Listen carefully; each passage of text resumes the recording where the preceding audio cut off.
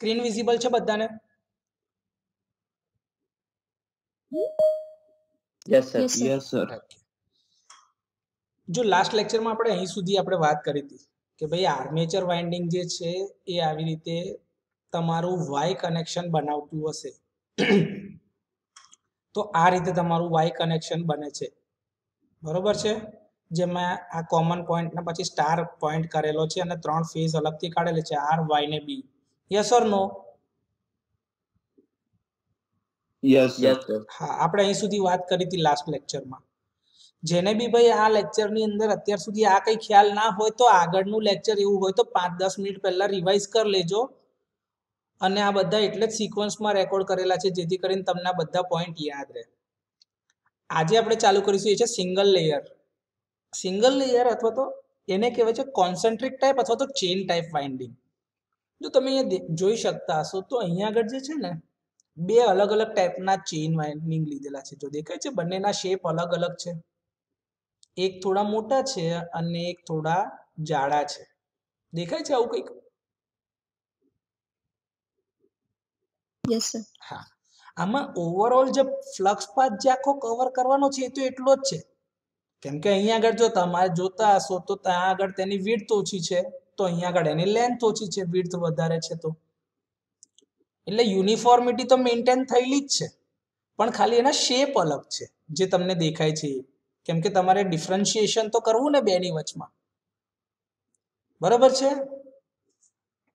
number of slot is equal to twice the number of coils or equal to the number of coil sides. તો જેટલા બી slot હશે ને એ slot કેટલા હશે તો કે તમારી જેટલી બી કોઇલ વીંટાળેલી હશે એના કરતા ડબલ. બરોબર છે? આ ધારો કે 1 2 3 ને 4 કોઇલ સાઈડ થઈ, તો 4 કોઇલ સાઈડ તો સ્લોટ કેટલા હશે તો કે 2. બરોબર છે?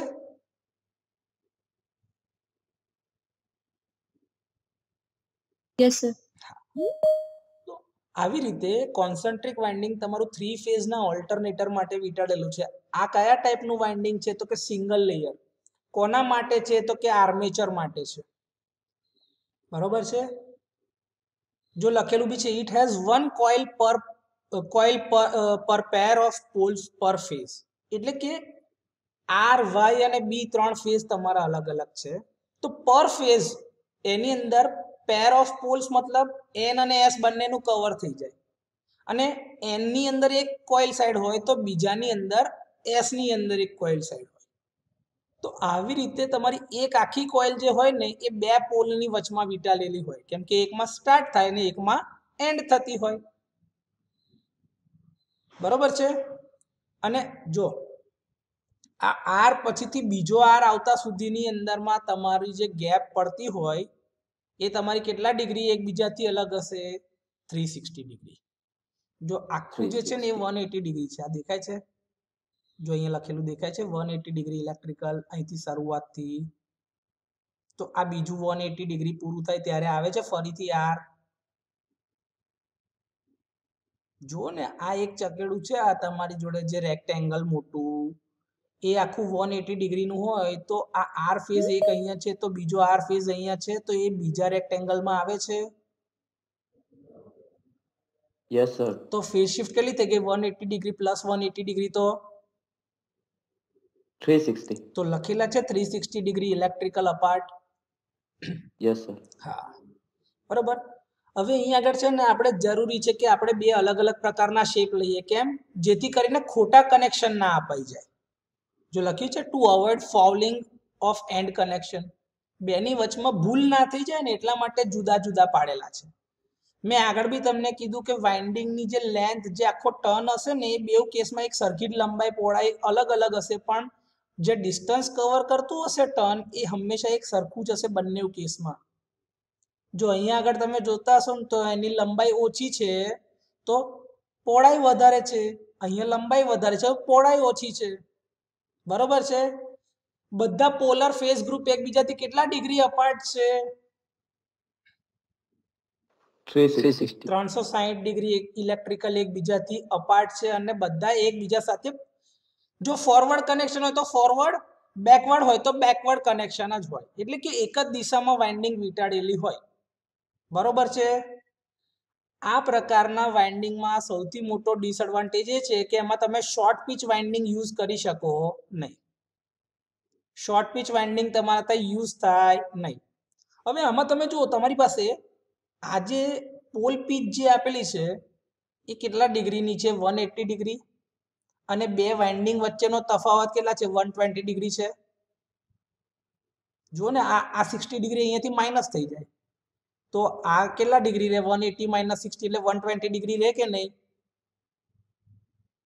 Yes, sir. તો 120 ડિગ્રી આર ફેઝ થી 120 ડિગ્રી વાય ફેઝ અને વાય થી 120 ડિગ્રી પર બી ફેઝ આવે. તો જો આર થી 120 ડિગ્રી પર વાય ફેઝ, એનાથી 120 ડિગ્રી પર બી ફેઝ છે, પાછું 120 ડિગ્રી પર આર, પાછું 120 ડિગ્રી પર વાય, પાછું 120 ડિગ્રી પર બી ફેઝ. તો આ કન્ટિન્યુઅસલી આર વાય બી આ ડિરેક્શનમાં ચાલ્યા જ કરશે. અને દરેકની વચમાં ફેઝ શિફ્ટ કેટલા ડિગ્રી હશે? 120 degree apart. Yes or no? Yes, sir. Yes, sir. Yes. Okay, બરાબર છે. ઓકે, હવે આની અંદર શું છે કે આની અંદર બી એ જ પ્રકારનું વાઇન્ડિંગ આગળ કન્ટિન્યુ કરેલું છે. બરાબર. આ બી કોન્સન્ટ્રિક પ્રકારની જ વાઇન્ડિંગ અથવા તો ચેઇન વાઇન્ડિંગ જ છે, જેમાં બે કોઇલ્સ પર ગ્રુપ પર પોલ, એટલે કે એકની અંદરમાં બે વાઇન્ડિંગ. જો R R Y Y B B, R R Y Y B B. હવે જો અહીંથી આર થી લઈને બીજા આર સુધીની અંદર કેટલા ડિગ્રીની ફેઝ શિફ્ટ આવી ગઈ? 360 ડિગ્રી છે. 360. યસ, હોય જ. એટલે કે અહીંથી સ્ટાર્ટિંગ થયું ને અહીંયા આગળ વાળાનું એન્ડિંગ છે, ત્યાંથી બીજું સ્ટાર્ટિંગ અહીંયાથી છે, સોરી આ પહેલાનું એન્ડિંગ છે તો આ બીજાનું સ્ટાર્ટિંગ છે. જો દેખાય છે આમથી આમ જતું, જો એનો ટર્ન જો, આનો ટર્ન છે આમથી આમ જતો, મારું કર્સરની મૂવમેન્ટ જો, એટલે આ બીજાનું સ્ટાર્ટિંગ છે તો આ પહેલાનું એન્ડિંગ છે. તો આ પહેલાનું સ્ટાર્ટિંગ થયું, પહેલાનું સ્ટાર્ટિંગ થી પહેલાનું એન્ડિંગ એટલે 360 ડિગ્રી થયું. આ પહેલાનું સ્ટાર્ટિંગ હોય ને તો આની આગળ વાળાનું એન્ડિંગ છે. જો અહીંથી અહીંયા આગળ આ પૂરી થઈ જશે આગળ લગીનમાં જ. આ નાની જે છે ને એનાથી આગળ લગીનમાં પૂરી થશે અને આ બીજી નવી ચાલુ થશે ત્યારથી જ. કન્ટિન્યુઅસલી આવી રીતે થયેલું હોય. હવે આમાં તમે જો કે એનો એન્ડ આવે છે ને એની પહેલા જ એ 30 ડિગ્રી પહેલા વાઇન્ડિંગ પૂરી થઈ જાય છે. 30 ડિગ્રી પહેલા વાઇન્ડિંગ શું થઈ જાય છે? પૂરી થઈ જાય છે. મતલબ કે આ તમારી શોર્ટ પિચ વાઇન્ડિંગ છે. જો બે ની વચમાં આર અને વાય ના વચમાં કેટલા ડિગ્રી આવે છે? 180 ડિગ્રીની જગ્યા પર ખાલી 150 ડિગ્રી આવે છે. Yes or no? Yes, sir. હા, Yes, sir. એટલે કે એની Yes, sir. કોઇલ સાઈડની પોલ પિચ કેટલી આવશે? કોઇલ પિચ 5/6 જેટલી આવશે અને બીજી બાજુની સાઈડ પર 7/6 આવશે. કેમ કે જો એક બાજુની સાઈડ ઉપર 150 ડિગ્રી છે અને બીજી બાજુની સાઈડ ઉપર 30 વત્તા પેલા 180 એટલે 210 ડિગ્રી થયા.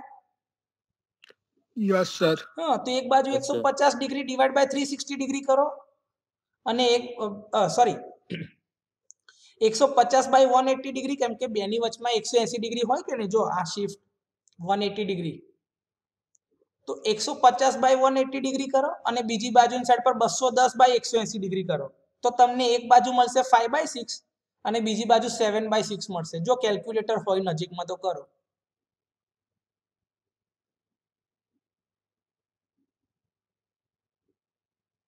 એટલે કે એનો પીચ ફેક્ટર થશે 0.966 જેટલો. 30 ડિગ્રીથી તમે શોર્ટ કર્યું છે અને એક બાજુ 30 ડિગ્રીથી વધાર્યું છે, એટલે cos 30 ડિગ્રી બાય 2 એટલે કે cos 15 ડિગ્રી બરાબર 0.966 જવાબ આવતો હશે તમારો. બેટા કોઈની બી પાસે છે કેલ્ક્યુલેટર અત્યારે?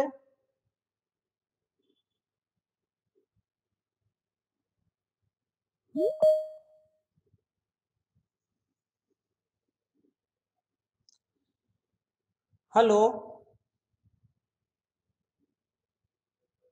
હલા લેક્ચરમાં સાંભળો Yes, છો sir. કે નહીં? Yes, sir. Yes, sir. તો ભાઈ કેલ્ક્યુલેટર છે કે નહીં કોઈની પાસે? હું ક્યારનો પૂછું છું તમને. Sir, ફોનમાં છે. અચ્છા, ના રહેવા દો, લેક્ચરમાં જ રહો તો પછી કંઈ નહીં. એનું કેલ્ક્યુલેશન તમે કરશો ને cos 15 ડિગ્રી તો એનો જવાબ આટલો આવશે 0.966. તો એ પીચ ફેક્ટર કેવી રીતે કેલ્ક્યુલેટ થાય એ આજે જ લેક્ચરમાં લગભગ આપણે જોઈ બી લઈશું કદાચ જો એ જ આવશે સિક્વન્સમાં. તો આ પ્રકારની જે વાઇન્ડિંગ જે છે ને એ લાર્જ હાઈ વોલ્ટેજ વાળા મશીન્સ જે હોય એની અંદર તમે યુઝ કરો છો. તો સિંગલ લેયર વાઇન્ડિંગ આટલું હતું. Next topic is 2 layer winding. આ 2 લેયર વાઇન્ડિંગમાં વાઇન્ડિંગ કાં તો લેફ્ટ વાઉન્ડ હોય કાં તો વેવ વાઉન્ડ હોય. તમે જે લેફ્ટ વાઇન્ડિંગ અને વેવ વાઇન્ડિંગ ડીસી મશીનના કેસમાં ભણેલા છો, આમાં બી આર્મેચરના અંદર બે જ પ્રકારની વાઇન્ડિંગ છે, કાં તો લેફ્ટ વાઇન્ડિંગ હોય કાં તો વેવ વાઇન્ડિંગ હોય. બરોબર છે. આમાં લેફ્ટ વાઇન્ડિંગ જે છે એ મોસ્ટ કોમનલી જે તમારું ટર્બો જનરેટર છે, જે હાઈ સ્પીડ મશીન છે એમાં યુઝ કરીએ છીએ.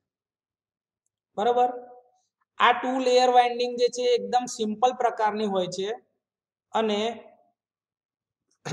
બહુ જ એટલે બહુ જ ઇફેક્ટિવલી આને તમે વાપરો છો અને બહુ કોમન છે આ.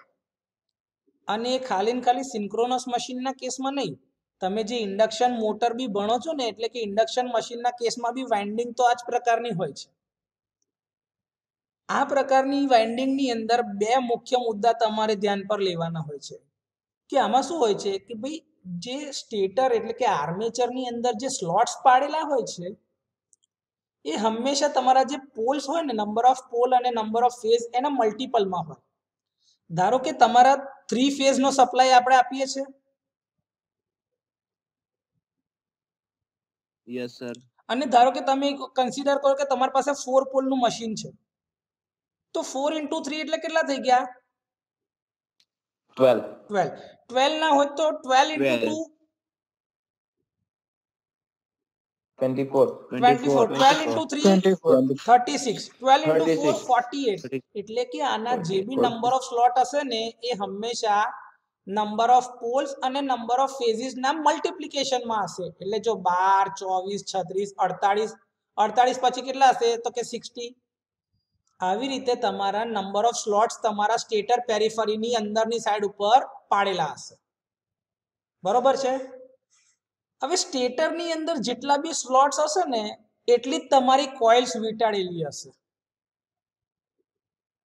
કોઇલ્સ નો જે નંબર આવતો હશે એટલે કે જે વાઇન્ડિંગ નો આખો જે ટર્ન પૂરો થાય જેનાથી તમારી આખી કોઇલ બનતી હશે ને, એ કોઇલનો જે નંબર હશે ને એ તમારા સ્ટેટરના જેટલા સ્લોટ હશે ને એના જેટલો હશે 2 layer વાઇન્ડિંગમાં.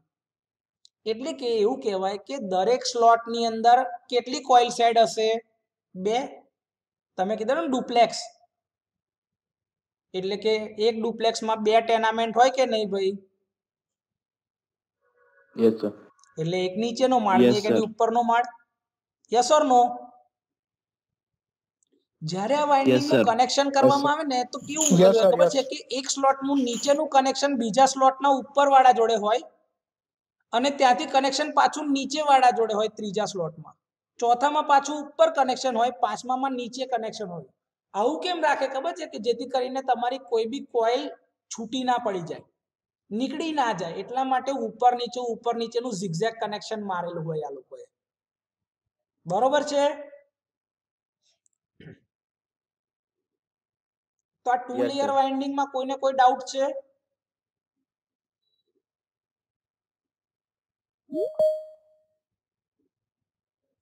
Okay. Next topic is working principal of alternator. તો કે ઓલ્ટરનેટરનો કાર્ય સિદ્ધાંત શું છે?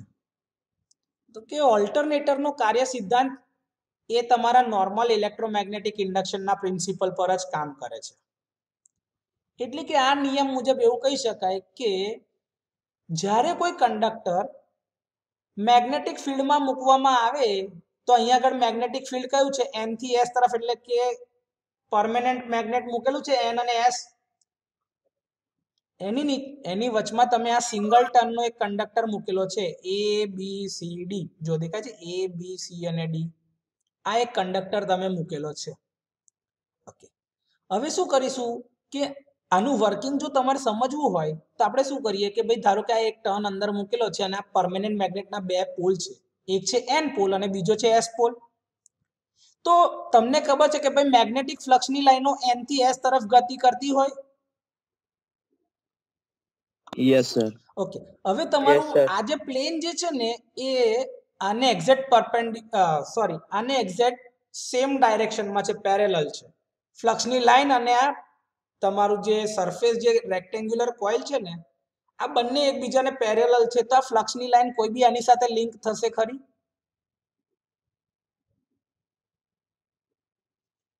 Parallel sir. છે તો નહીં ના, થાય. તો આ કંડક્ટરની અંદર કોઈ બી rate of change of flux મળે ખરું? નહીં મળે સર. તો એમાં ઈએમએફ ઇન્ડ્યુસ થાય ખરું? ના સર. નહીં થાય. ના સર. તો તમારી નોર્મલ ઝીરો પોઝિશન પર કોઈ જાતનું ઈએમએફ ઇન્ડ્યુસ થતું નથી. અહીં સુધી કોઈને કોઈ ડાઉટ? ના સર.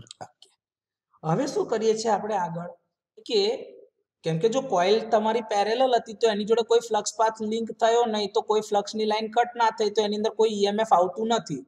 હવે કોઈ ઈએમએફ જ ના આવે તો એમાંથી કોઈ જાતનો કરંટ નહીં જાય, તો એના પર કોઈ જાતનું બળ લાગવાનું નથી. એટલે તમારો વેવફોર્મ હંમેશા કેટલા ડિગ્રીથી શરૂ થાય? 0 ડિગ્રીથી. 0 ડિગ્રી. 0 ડિગ્રી. ઓકે, હવે તમે એને એક મિકેનિકલ ઇનપુટ આપો છો. ઓલ્ટરનેટરને તમે મિકેનિકલ ઇનપુટ બી આપ્યું તો એક કોઇલ તમારી જે છે ને એ 90 ડિગ્રી રોટેટ થઈ. જો જે પહેલા એ અહીંયા ઉપર છે ને એ અહીંયા નીચે આવ્યો, બી અહીંયા આગળ હતો એ હવે અહીંયા આવશે, સી અહીંયા જશે અને ડી આ બાજુ આવી જશે. જો દેખાય છે એ બી સી ડી, તો એને 90 ડિગ્રીનું રોટેશન આપ્યું ક્લોકવાઇઝ ડિરેક્શનમાં.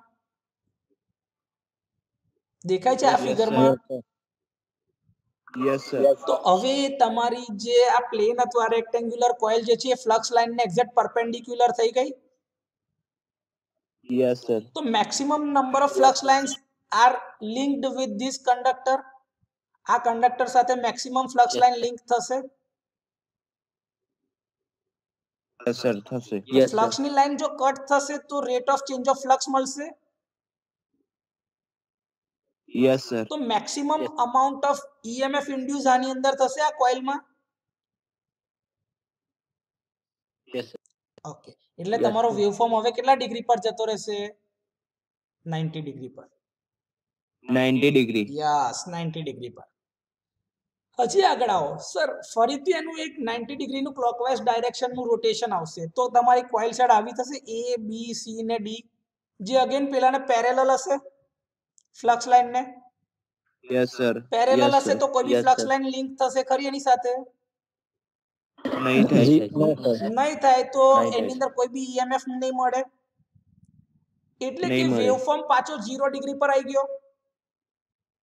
Yes sir. ઓકે, હજી આગળ જઈએ સર. એ 90 ડિગ્રી પર તો આવી ગયો, પછી શું કરીએ છીએ સર? હજી એને એક ક્લોકવાઇઝ ડાયરેક્શનનું રોટેશન આપો. ક્લોકવાઇઝ ડાયરેક્શનનું રોટેશન તમે આપો તો એ ફરીથી 90 ડિગ્રી પર જશે. એટલે હવે આ એ કઈ આવશે? તો કે સર અહીંયા આગળ ઉપર બી સી ને ડી પાછું આવશે, એટલે કે કટ થશે એક્ઝેક્ટ એને. આ રી ફિગર.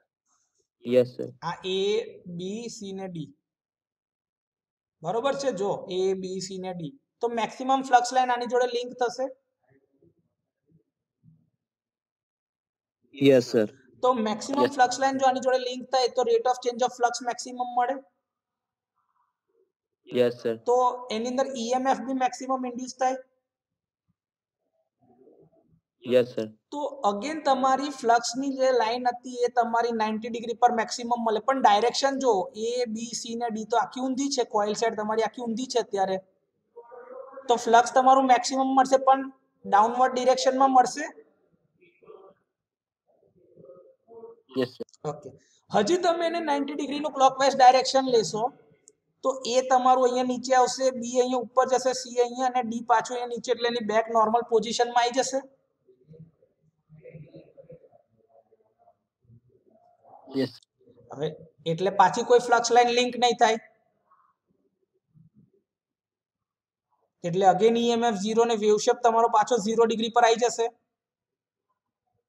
Yes sir. હવે આ જે તમને બતાવ્યું ને, આ તો સિંગલ ફેઝ નો ને સિંગલ કંડક્ટર છે.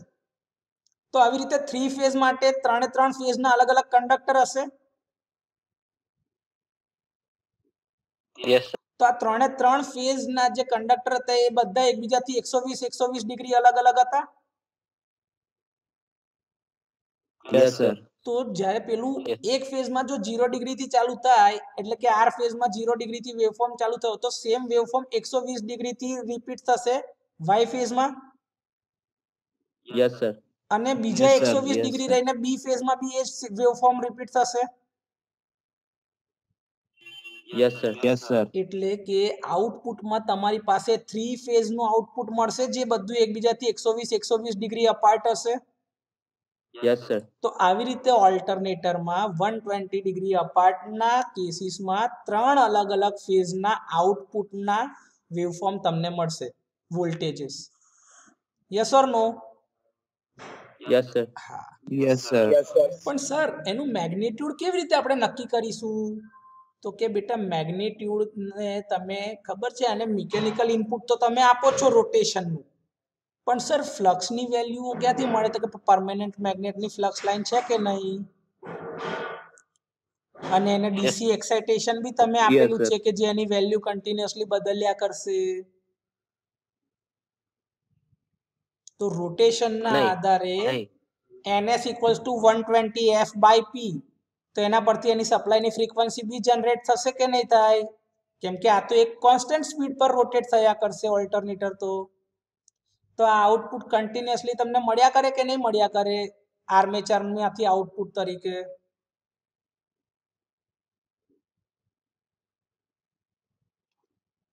આ સાયકલ ખબર પડી કે નહીં ભાઈ?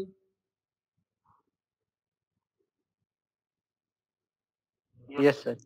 સિમ્પલ જ છે કે આની અંદર તમને ઓલ્ટરનેટિંગ વેલ્યુનું ઈએમએફ કન્ટિન્યુઅસલી મળતું જશે.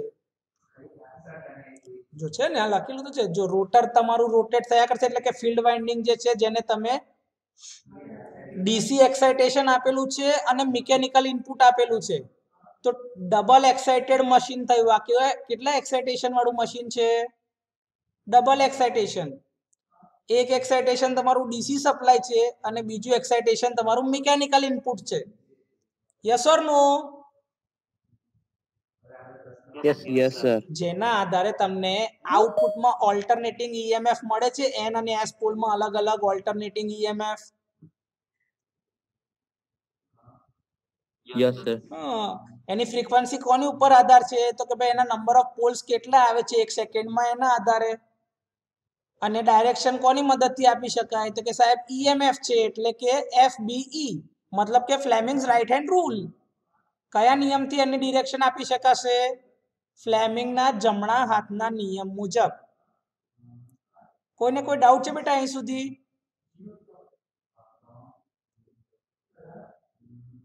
ના sir. ઓકે. આર્મેચર વાઇન્ડિંગની અમુક ટર્મિનોલોજી છે જે તમે જાણી લેજો. સૌથી પહેલી ટર્મ છે કંડક્ટર. કંડક્ટર એટલે શું? તો કે સાહેબ એક એવો વાયર કે જેની અંદર તમારું ઈએમએફ ઇન્ડ્યુસ થવાનું છે. Yes or no? Yes, sir. Yes, sir. Yes.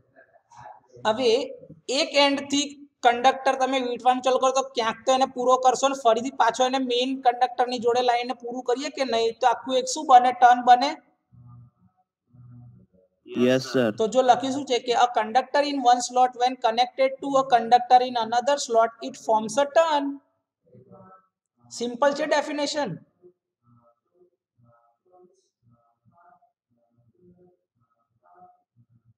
ભાઈ એક સ્લોટમાંથી તમે જ્યારે વીંટવાનું ચાલુ કરો અને બીજા સ્લોટમાં જ્યારે એને પાછું લાવો તો વાઇન્ડિંગનો ટર્ન બન્યો કે નહીં? આ જો ને એકમાંથી ચાલુ Yes, sir. કર્યો બીજામાંથી તમે એન્ડ કર્યો તો એન થી સ્ટાર્ટ કરીને એસ માં તમે એને જોઈન્ટ કર્યો કે નહીં? તો આ ટર્ન બને કે ના બને Yes, sir. વાઇન્ડિંગનો? Yes, sir. આવા Yes, sir. Number of turns એકબીજા સાથે ભેગા થાય તો શું બનાવે? કોઇલ. શું બનાવે? Coil. Coil. યસ. તો એના Coil. પછીની ડેફિનેશન જો coil. The number of turns are grouped together forms a coil. આ કોઇલની અંદર જેટલા બી ટર્ન્સ છે એ બધાના એક બાજુના ભાગને કહેવાય કોઇલ સાઇડ. એટલે કે ધારો કે આર ફેઝની અમુક કોઇલ સાઇડ્સ હોય, વાય ફેઝની કોઇલ સાઇડ્સ હોય, બી ફેઝની અમુક કોઇલ સાઇડ હોય કે જે પોલની અંદરમાં એના એટલા કંડક્ટર્સના ટર્ન્સ આવતા હશે અથવા તો એટલા કંડક્ટર આવતા હોય એને એની કોઇલ સાઇડ કહેવાય. બરોબર છે?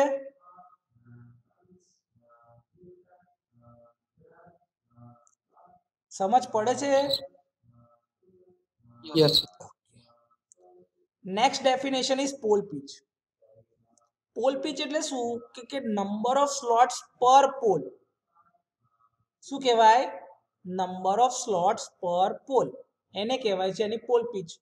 અને એનું ઇક્વેશન આવું છે, pole pitch is equals to pi into the diameter of the rotor divide by number of poles. તો તમને એની પોલ પીચ મળે, પાઈ ડી બાય પી. આનું ઇક્વેશન શું છે પોલ પીચનું? Pi D by P. એને એવું બી કહેવાય કે ભાઈ centre to centre distance between two adjacent pole, એટલે કે એન પોલ અને એસ પોલની વચ્ચે સેન્ટર ટુ સેન્ટર ડિસ્ટન્સ જેટલું બી હોય એને પોલ પીચ કહેવાય. બરોબર છે? ફૂલ પીચના કેસમાં 180 ડિગ્રી અપાર્ટ હોય એની પોલ પીચ. જ્યારે તમારું વાઇન્ડિંગ તમે જો ફૂલ પીચ કરેલું હોય તો બે અલગ અલગ ફેઝના વાઇન્ડિંગ વચ્ચેનો ફેઝ ડિફરન્સ એટલે કે ઇલેક્ટ્રિકલ ફેઝ શિફ્ટ 180 ડિગ્રી હોવી જરૂરી છે. બરોબર છે?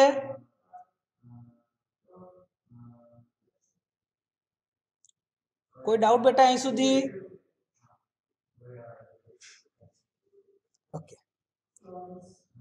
તો કે સર શોર્ટ પીચ વાઇન્ડિંગ એટલે શું? તો કે ધારો કે તમારી પાસે એક 6 પોલનું મશીન છે. કેટલા પોલનું મશીન છે? 6 પોલ્સ. તો ધારો કે એનો પહેલો વાઇન્ડિંગ જે છે, પહેલો કંડક્ટર અહીંયા આગળ હોય તો પછી 6 ખાના પછીથી બીજો વાઇન્ડિંગ એટલે કે બીજો કંડક્ટર મૂકેલો હશે. તો 1 થી સ્ટાર્ટ થઈને 7 પર પૂરું થયું એટલે કે 7 - 1 એટલે 6 થઈ ગયા કે નહીં?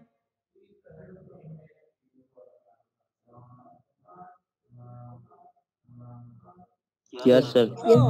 તો એવા વાઇન્ડિંગ ને કયા ટાઈપનું વાઇન્ડિંગ કહેવાય? ફૂલ પીચ. કયા ટાઈપનું કહેવાય? Full pitch. હા.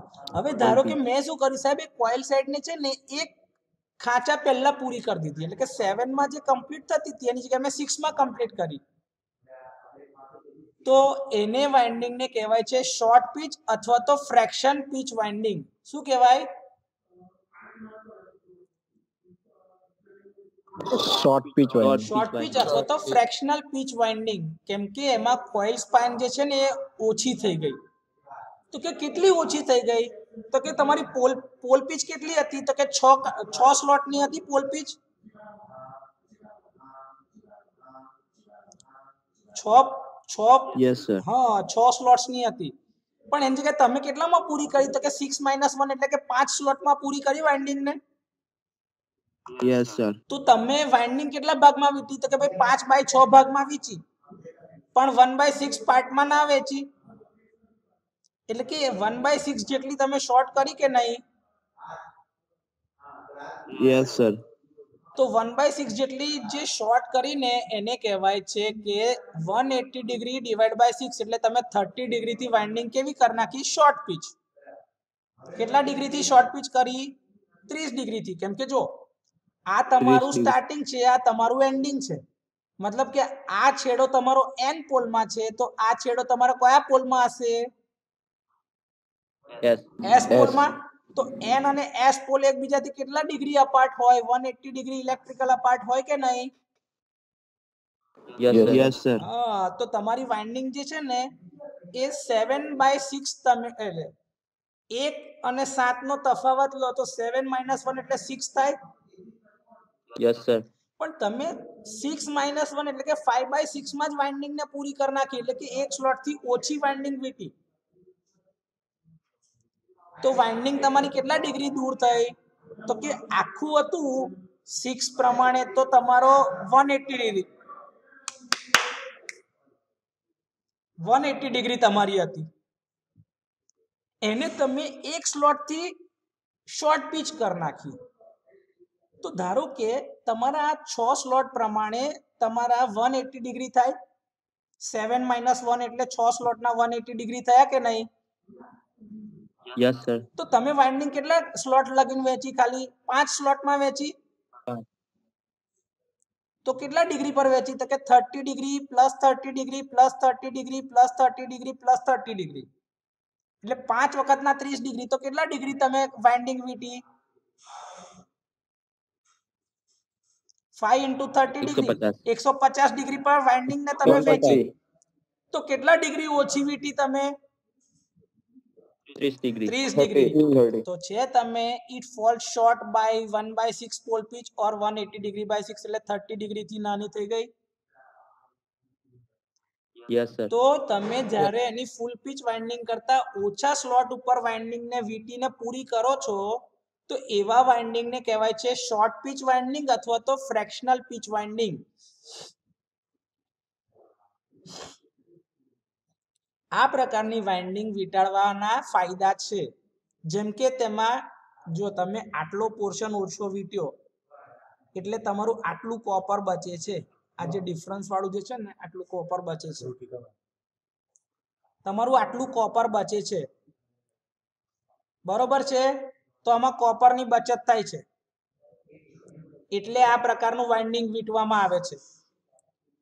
આના લીધે તમારું જે જનરેટેડ EMF હોય છે ને એનો વેવફોર્મ એ તમારા એકચ્યુઅલ ફૂલ પીચ વાઇન્ડિંગના વેવફોર્મની નજીક જ રહે છે અને હાર્મોનિકની અસર બી આના પર ઓછી થાય છે અથવા તો પૂરેપૂરી નાબૂદ થાય છે, જેના લીધે તમારા એડી કરંટ લોસીસ અને હિસ્ટરેસિસ લોસીસ બી ઓછા થાય છે. જો તમારે ફ્રીક્વન્સી તમારી એ હાઈ ફ્રીક્વન્સી મશીન હોય તો, એટલે કે સોરી 50 હર્ટ્ઝની ફ્રીક્વન્સી પર તમે વીંટી રહ્યા છો તો એના મલ્ટિપલ ઓફ 50 હર્ટ્ઝ એટલે કે 100 હર્ટ્ઝ 200 હર્ટ્ઝ 300 400 150 250 350 આવી બધી જે મલ્ટિપલ ઓફ 50 હર્ટ્ઝની ફ્રીક્વન્સી છે એને કહેવાય હાર્મોનિક્સ. એ જેમ જેમ ઓછી થતી જાય એમ તમારા એડી કરંટ લોસ કે જે ફ્રીક્વન્સીના સ્ક્વેરના પ્રપોર્શનમાં છે અને હિસ્ટેરેસિસ લોસ કે જે તમારી ફ્રીક્વન્સીના પ્રપોર્શનમાં છે એ લોસીસ ઓછા થઈ જશે અને એ લોસીસ ઓછા થવાના લીધે તમારી એફિશિયન્સી વધી જશે કેમ કે આઉટપુટ વધશે. તો શોર્ટ પીચ વાઇન્ડિંગ વીંટવાથી તમને આટલા ફાયદા મળી શકે છે. અહીં સુધી કોઈને કોઈ ડાઉટ છે બેટા? નો સર. હવે આ શોર્ટ પીચ વાઇન્ડિંગ પરથી પીચ ફેક્ટર કેવી રીતે ફાઇન્ડ કરવાનું? એક્ઝામની અંદર આનું ડેરિવેશન પૂછાય છે, બરોબર છે. તો આ શોર્ટ પીચ વાઇન્ડિંગના કારણે તમારું જે રિઝલ્ટન્ટ આઉટપુટ વોલ્ટેજ હોવા જોઈએ ને એ ઓછા થઈ જશે કેમ કે તમારી એક સ્લોટથી તમે આખી વાઇન્ડિંગ જ ઓછી વીંટી, જેના લીધે તમારો એક ટર્ન ઓછો થઈ ગયો તો નંબર ઓફ ટર્ન્સની પ્રમાણમાં તમારું EMF બી ઓછું થઈ ગયું એટલું, બરોબર છે. તો જે આઉટપુટ વોલ્ટેજ તમને મળતા હતા ફૂલ પીચ વાઇન્ડિંગના કેસમાં એના કરતા ઓછા વોલ્ટેજ મળે છે. તો પીચ ફેક્ટર એટલે શું છે? તો કે ભાઈ પીચ ફેક્ટર અથવા તો coil span factor it is the ratio of vector sum of induced EMF per coil to the arithmetic sum of the induced EMF per coil. શું છે? It is the ratio of vector sum of the induced EMF per coil to the ratio of arithmetic sum of induced EMF per coil. Vector sum is always less than or equal to arithmetic sum. Vector sum is always less than or equal to arithmetic sum. બરોબર છે. કેમ કે જો તમે ધારો કે એવું કહો કે ભાઈ તમારી પાસે બે વેક્ટર છે કે એક વેક્ટરનું મેગ્નિટ્યુડ 1 છે અને બીજાનું 0 છે તો એને 0 વેક્ટર કહેવાય. તો 1 સ્ક્વેર પ્લસ 0 સ્ક્વેર નું અંડર રૂટ તમે કાઢશો ને તો આઉટપુટમાં 1 આવશે અને 1 પ્લસ 0 કરશો તો બી 1 આવશે. તો એ કેસમાં વેક્ટર સમ ને એરિથમેટિક સમ એક સરખા હશે. પણ આ કેસમાં હંમેશા વેક્ટર સમ કરતા એરિથમેટિક સમ વધારે હશે એટલે આનો જવાબ હંમેશા યુનિટી કરતા ઓછો જ હશે. તો જો મેં અહીંયા લખ્યું છે it is always less than unity, એ હંમેશા એક કરતા ઓછું જ હશે. તમને પરીક્ષામાંનું ડેરિવેશન પૂછાશે તો એમાં શું છે કે જો તમારી પાસે એક કોઇલ સેટ છે કે જેમાં EMF ઇન્ડ્યુસ થતું હતું એનું મેગ્નિટ્યુડ છે ES, તો એવી બીજી એક કોઇલ સેટ લો એમાં બી ES જેટલું જ મેગ્નિટ્યુડ ઇન્ડ્યુસ થશે EMF નું. જો બંનેનો સરવાળો આપણે કરીએ તો ES પ્લસ ES એટલે કેટલું થઈ જાય? 2ES મળે આપણાને. Yes, sir. ઓકે, 2ES તમને Yes, આઉટપુટ sir. મળે છે એનો એરિથમેટિક સમ. એનો એરિથમેટિક સમ કેટલો છે 2es છે. હવે તમે શું કહો છો કે તમે વાઇન્ડિંગને 30 ડિગ્રી થી શોર્ટ કરી દીધી છે. જો આ તમારું પહેલું es અને બીજું વાઇન્ડિંગ તમારું 30 ડિગ્રી થી દૂર છે, તો તમે 30 ડિગ્રીની ફેઝ શિફ્ટ આપી. તો આ કેસમાં es પ્લસ es પણ ફેઝ શિફ્ટ કેટલા ડિગ્રી એટલે સોરી શોર્ટ પીચ કેટલા ડિગ્રી થી તો કે 30 ડિગ્રી થી. તો તમારું રિઝલ્ટન્ટ તમને આ e મળશે. એ કેટલા ડિગ્રીનું હશે? જો આ 30 ડિગ્રી હોય તો અહીંથી લઈને આ બાજુનો એંગલ 150 ડિગ્રી થાય. Yes, sir.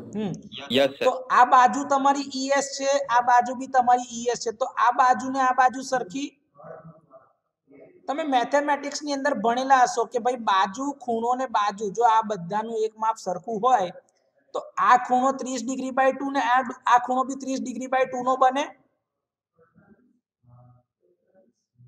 કારણ કે ત્રિકોણના ત્રણેય ખૂણાનો સરવાળો 180 ડિગ્રી થાય કે નહીં? Yes, sir. તો અહીંયા 150 ડિગ્રી છે તો આ બાજુ 30 બાય 2 ને 30 બાય 2 થાય. એ બી કેમ? કેમ કે આ બાજુ અને આ બાજુ બેવ સરખી છે તો એની સામેનો ખૂણો અને આની સામેનો ખૂણો બેવ એક સરખા મૂલ્યના હશે. Yes, sir. તો મારાથી એવું કહેવાય કે ભાઈ તમારું Yes, sir. રિઝલ્ટન્ટ જે બી મળશે ને ધીસ રિઝલ્ટન્ટ ઇઝ તમારો આ બી એંગલ છે ને આ બી એંગલ છે. તો આ એંગલની સામેની સાઈડ કઈ છે? તો કે આ છે ને પાસેની બાજુ કઈ છે? તો રિઝલ્ટન્ટ છે. તો મારું રિઝલ્ટન્ટ કેટલું મળશે? તો કે 2 * es * cos 30 ડિગ્રી બાય 2. એનો એંગલ 30 ડિગ્રી બાય 2 થાય ને એટલે કે 15 ડિગ્રી મળે કે નહીં?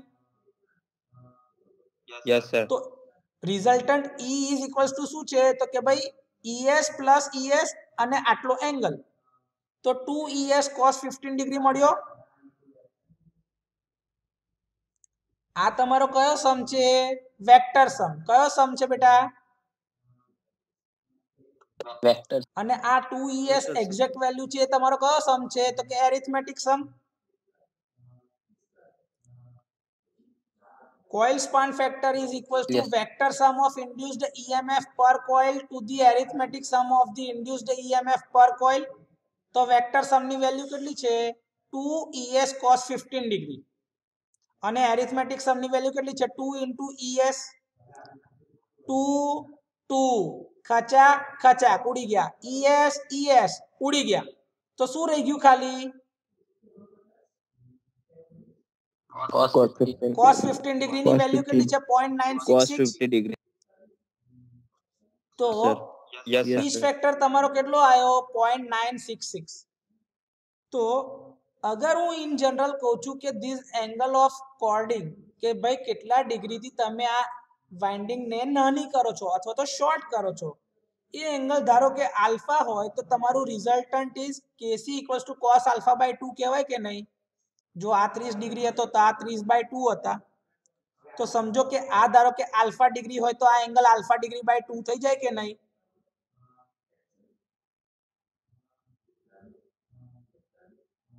Yes, sir. તો જનરલ ઇક્વેશન શું બની જશે પીચ ફેક્ટર નું? કે kc = cos આલ્ફા બાય 2. આ તો ના જ આવડે યાર. આવડે આ વસ્તુ? કોઈને કોઈ ડાઉટ છે બેટા અહીં સુધી? Yes, sir. No. ઓકે, જો બરાબર. Coil having a span of 2/3 pole pitch, તો એનો kc કેટલો થઈ ગયો? જો ભાઈ 3 પોલ પીચ છે એટલે 180 ડિગ્રી ડિવાઇડ બાય 3 થઈ ગયા એટલે કે 60 ડિગ્રી પર પૂરી થાય છે. 60 ડિગ્રી બાય 60 ડિગ્રી તો 120 ડિગ્રી થઈ જશે. Yes, sir. તો 120 ડિગ્રી જે છે એ 120 ડિગ્રી થઈ જાય તો તમે કેટલા ડિગ્રીથી એને શોર્ટ કરી? 60 ડિગ્રીથી શોર્ટ કરી એટલે કે તમારો આલ્ફા 60 ડિગ્રી થઈ Yes, ગયો. sir. તો પીચ ફેક્ટર કેટલો મળ્યો? 60 ડિગ્રી બાય 2.